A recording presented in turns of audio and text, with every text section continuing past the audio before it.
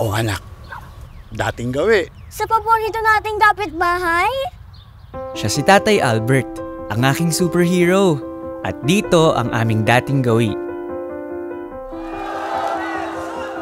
Nandiyan siya palagi. Sa lahat ng bagay. Laging kasama. Siya ang lakas ng aming pamilya. Pero isang gabi, umuwi si Tatay Albert.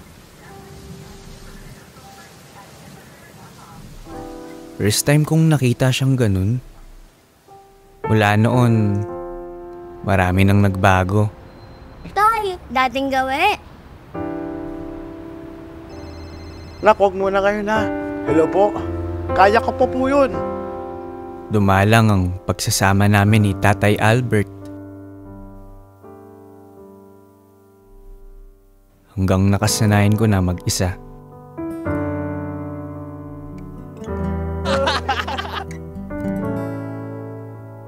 Habang si Tatay patuloy sa pagkayod.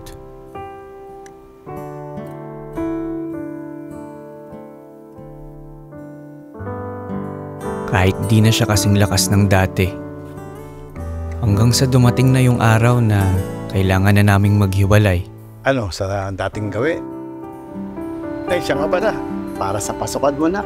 Uy, Tay! Ito ba yung latest na cellphone? Lakiran na kayanan ko. Second hand lang naman yan eh.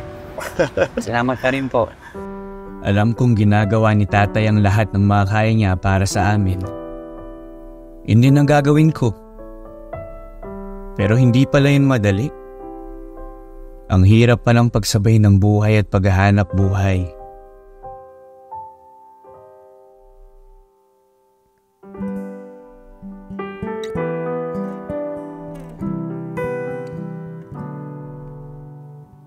Uy, paano ba to?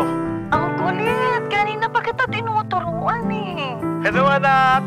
Kumusta ka na? Pasensya ka na ha. Hindi ko mabigay lahat ng kailangan mo.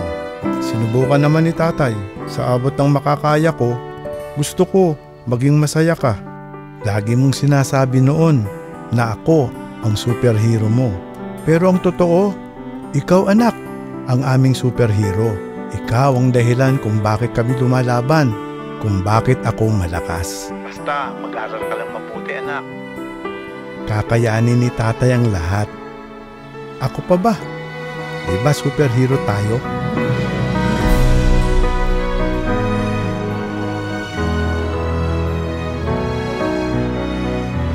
Tay, dating gawi?